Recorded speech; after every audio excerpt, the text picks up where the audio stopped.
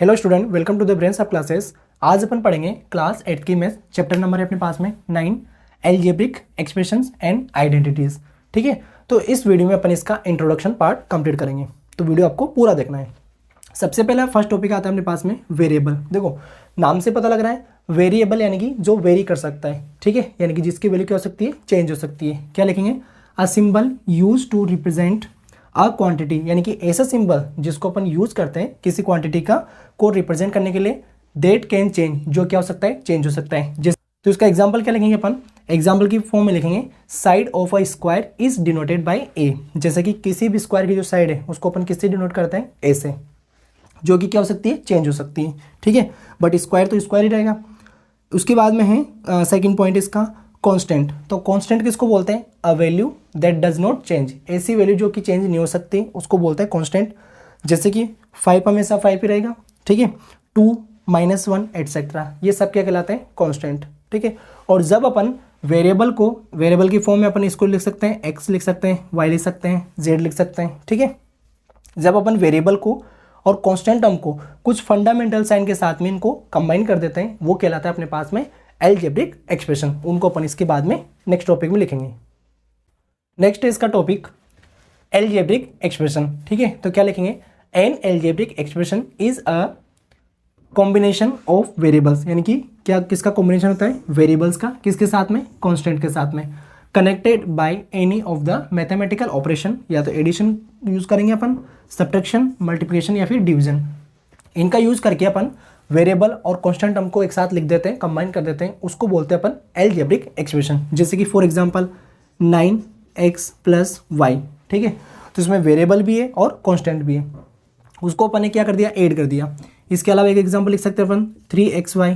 ठीक है, उसके बाद में लिख सकते हैं 5a - 2b, ये सब अपन इसके एग्जांपल लिख सकते हैं। अब इसमें यहाँ पर अपन लिखेंगे हियर 9, 3, 5 एंड 2, ये जो वैल्यूज आ रही है ये तो क्या कहलाती है, आर कॉन्स्टेंट्स। ये तो क्या कहलाते हैं अपने पास में, कॉन्स्टेंट्स कहलाती है, जिसकी वैल्यू क्या होती है, हमेशा फिक्स होती है। ठीक है, वाइल जबकि यहाँ पर जो एक्स वाई या ए या बी आ रहा है, ठीक है, X Y A and B, ये क्या कहलाते हैं, आर वेरिएबल्स। ये कहलाते हैं अपने पास में वेरिएबल्स। ठीक है, इसके बाद में नेक्स्ट टॉपिक है इसका टर्म्स।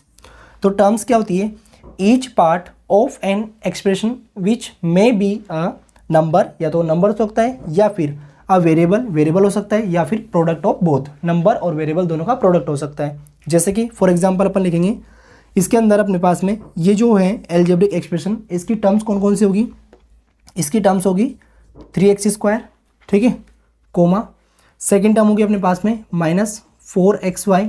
ठीक है, और जो थर्ड वाली टर्म होगी वो होगी +2 एंड 2, ये कहलाती है इसकी टर्म्स। मतलब कि एल्जेब्रिक एक्सप्रेशंस को अलग अलग पार्ट में डिवाइड करके लिखना, वो क्या कहलाती है, उसकी टर्म्स कहलाती है। ठीक है, जहाँ पर ये तो क्या होते हैं, कॉन्स्टेंट्स होते हैं, और ये जो हैं वो अपने पास में वेरिएबल होते हैं।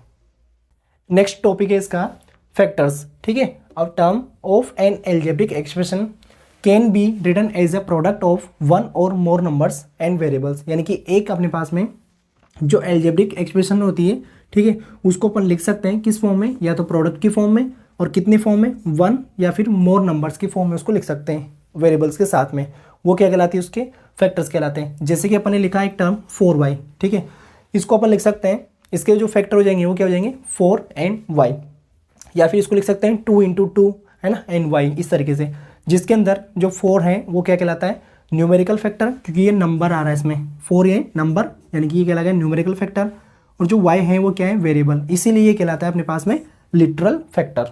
ठीक है, सेकंड इसका नेक्स्ट टॉपिक है फिर इसके बाद में कोफिशिएंट।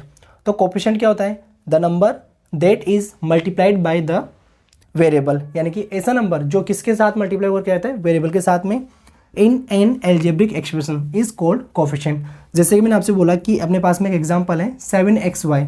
अगर अपने को इसमें x का कोफिशिएंट कैलकुलेट करना है, तो x के अलावा जो बचा है वो इसका क्या होगा, कोफिशिएंट हो जाएगा। तो कितना आ जाएगा, 7y आ जाएगा।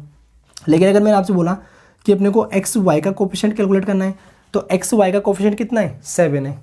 तो इस तरीके से अपन इसका कोफिशिएंट कैलकुलेट कर सकते हैं। इसका नेक्स्ट टॉपिक है अपने पास में on basis of numbers of terms algebraic expression classify in the following parts. इसको अपन अलग अलग पार्ट में डिवाइड कर सकते हैं। किसके बेसिस पे? नंबर ऑफ टर्म्स के बेसिस पे। फर्स्ट नंबर पे आता है अपने पास में मोनोमियल, नाम से पता लग रहा है। N algebraic expression having only one term, यानी कि जिसके अंदर अपने पास में सिर्फ एक सिंगल टर्म होगी, ठीक है, उसको क्या बोलेंगे अपन? मोनोमियल बोलेंगे। जैसे कि 7xy हो गया अपने पास, 2x² हो गया, ठीक है, 5y हो गया, या फिर -2z हो गया। ये सब क्या है? मोनोमियल्स के एग्जाम्पल है। सेकेंड आता है बाइनोमियल, यानी जिसमें कितनी टर्म्स होगी? 2 टर्म्स होगी, ठीक है। N algebraic expression having 2 terms, जिसके अंदर 2 टर्म्स होगी। एक एग्जाम्पल लिख रखा है 2x + y, सेकेंड है -5x² y + 2, ठीक है।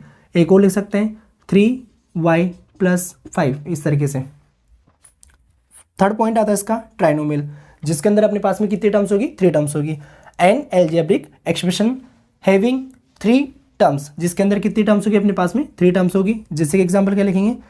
3y + 2x + 5, कितनी टर्म्स हैं? 3 टर्म्स है इसमें।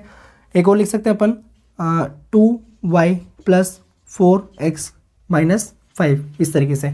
तो जिसके अंदर 3 टर्म्स होगी वो ट्राइनोमियल होगा। Single term monomial, double term binomial, ठीक है, और जिसमें 3 टर्म्स होगी वो ट्राइनोमियल होगा। इसके बाद है अपने पास पॉलिनोमियल्स, ठीक है। N algebraic expression is a polynomial if it contain 1 और मोर देन 1 टर्म, यानी कि उसमें या तो 1 टर्म होगी या फिर मोर देन 1 टर्म होगी, ठीक है। लेकिन जो उसकी पावर है, एक्सपोनेंट है, exponent of a variable is a non negative integer, ठीक है। नॉन नेगेटिव इंटीजर होना चाहिए, मतलब कि जो उसकी पावर है वो पॉजिटिव होनी चाहिए और होल नंबर होना चाहिए, ठीक है। मतलब 1/2 नहीं होना चाहिए, इस तरीके से रूट वाली वैल्यू नहीं होनी चाहिए। तो यहाँ पर जो पावर है, एक्स की पावर कितनी है? 2, एक्स की पावर 1 है, वाई की पावर 1 है, तो पावर पॉजिटिव भी है और साथ में होल नंबर भी है। इसमें भी पावर पॉजिटिव है, होल नंबर है, ठीक है। तो ये दोनों किसके एग्जाम्पल है? पॉलिनोमियल के। लेकिन इसके अंदर जो पावर आ रही है वो आ रही है 4/x²। तो जैसे इसको ऊपर लेके जाएंगे अपन, शिफ्ट करेंगे, तो इसका आंसर बनेगा 4x⁻² + 7x, जो कि नेगेटिव पावर है, ठीक है। और इसके अंदर क्या हो रहा है? रूट में x आ रहा है, और रूट के अंदर जब x को इसको बाहर रूट से बाहर लाएंगे अपन, तो इसको लिखेंगे 2x⁻1/2 और -1। तो जो पावर थी वो 1/2 आ गई, और 1/2 होल नंबर में नहीं आती, ठीक है। पॉजिटिव तो है बट होल नंबर में नहीं है। तो इसीलिए ये दोनों जो एग्जाम्पल्स हैं ये पॉलिनोमियल के एग्जाम्पल नहीं है, ठीक है। और ये जो दोनों एग्जाम्पल है वो पॉलिनोमियल के एग्जाम्पल है। सिंपल सी बात है, पावर पॉजिटिव होनी चाहिए और होल नंबर होना चाहिए, तब क्या कहलाएगा? वो पॉलिनोमियल कहलाएगा। के बाद नेक्स्ट है डिग्री ऑफ पॉलिनोमियल, ठीक है। इन case of a polynomial in 1 variable, अगर अपने पास में एक वेरिएबल की फॉर्म में एक पॉलिनोमियल है, ठीक है, तो उसकी जो हाईएस्ट एक्सपोनेंट होगी, हाईएस्ट जो पावर होगी ऑफ अ वेरिएबल की, वही क्या कहलाती है? उसकी डिग्री कहलाती है। जैसे कि अपने पास में इस पूरी इक्वेशन में सिर्फ एक वेरिएबल लिखा हुआ है x, ठीक है, 2 जगह लिखा हुआ है लेकिन लिखा हुआ एक ही है, ठीक है, x ही लिखा हुआ है, y तो नहीं है इसके अलावा। यानी कि यहाँ पर इसकी मैक्सिमम पावर है 2, इसकी मैक्सिमम पावर है 1, तो मैक्सिमम पावर कितनी है अपने पास में? 2 हुई, तो इसकी जो डिग्री है वो कितनी हो जाएगी? 2 हो जाएगी। क्या लिखेंगे? Degree of this is 2। Clear है यहाँ तक? इसके बाद में अगर अपने पास में एक पॉलिनोमियल है जिसमें एक से ज़्यादा वेरिएबल आ गए, 2 वेरिएबल आ गए, तो क्या लिखेंगे? In case of more than 1 variable, तो उसके अंदर हाईएस्ट वैल्यूज होगी वो क्या होगी? Sum of exponent of the variables in each term. हर एक टर्म में जितने भी वेरिएबल होंगे उनका अपन सम करके पावर के फॉर्म में लिखेंगे, is the degree of the polynomial. जैसे कि एग्जाम्पल लिख रहे हैं अपन 3x² y, ठीक है, y2 प्लस यहाँ पर लिख दिया y की पावर 3, तो इसकी जो डिग्री होगी, ठीक है, इसकी जो डिग्री होगी, अब यहाँ पे y की पावर 3 है, ठीक है, बट यहाँ पर वेरिएबल कितने अपने पास में? 2 हैं, तो x की पावर 2 है और y की पावर 2 है, तो अपने को दोनों का सम करके और उसकी डिग्री बतानी है। तो इस पूरी क्वेश्चन की जो डिग्री हो जाएगी वो कितनी हो जाएगी? 2 और 2 कितना हो जाएगा? 4, यानी कि इसकी डिग्री हो जाएगी 4, ठीक है। यहाँ तक बाद इसका नेक्स्ट टॉपिक है अपने पास में लाइक और अनलाइक टर्म्स, ठीक है। तो the terms having same literal factor are called like terms, यानी कि ऐसी टर्म्स जिसके अंदर लिटरल फैक्टर मतलब जो वेरिएबल्स के फैक्टर है वो क्या होने चाहिए? सेम होनी चाहिए। या फिर इसको अदर वर्ड में ऐसे बोल सकते हैं अपन, जिसके अंदर जैसे मैंने यहाँ पे लिखा 7x² y², ठीक है, कोमा 5x² y², वेरिएबल भी सेम हो, एक्स वाई है यहाँ पर भी एक्स वाई है, और उनकी जो पावर है वो भी कितनी है? सेम है, ठीक है। जैसे यहाँ पर x की पावर 2 है, तो यहाँ पर x की पावर 2 है, y की पावर 2 है तो y की पावर 2 है, ठीक है। या फिर सेकेंड एग्जाम्पल अपन लिख सकते हैं 3x² y की पावर 3, ठीक है, कोमा -5x² y की पावर 3। तो जितनी x की पावर यहाँ पर है उतनी यहाँ पर भी है, और जितनी y की पावर यहाँ पर है उतनी ही पावर यहाँ पर भी है। इसका मतलब क्या हुआ कि वेरिएबल भी सेम होनी चाहिए और पावर भी सेम होनी चाहिए, उसको अपन बोलते हैं लाइक टर्म। अनलाइक टर्म में क्या आ जाएगा, the terms having different literal factor, मतलब कि डिफरेंट हो उसको क्या बोलेंगे अपन, अनलाइक टर्म बोलेंगे। जैसे कि 5x² y, ठीक है, x की पावर 2 है, y की पावर 1 है। इसके साथ में यहाँ लिख देते अपन 6x की पावर 3 और y की पावर 2। तो देखो यहाँ पर पावर 2 थी, यहाँ पावर 3 है, यहाँ पावर 1 थी, यहाँ पावर 2 है, तो ये दोनों कौन सी टर्म्स हो जाएगी, अनलाइक टर्म हो जाएगी। इसका एक और एग्जांपल लिखते हैं -2x y की पावर 4 और -3x² y की पावर 2। तो ये भी क्या हो जाएगा, किसका एग्जांपल हो जाएगा अपने पास में, अनलाइक टर्म का एग्जांपल हो जाएगा।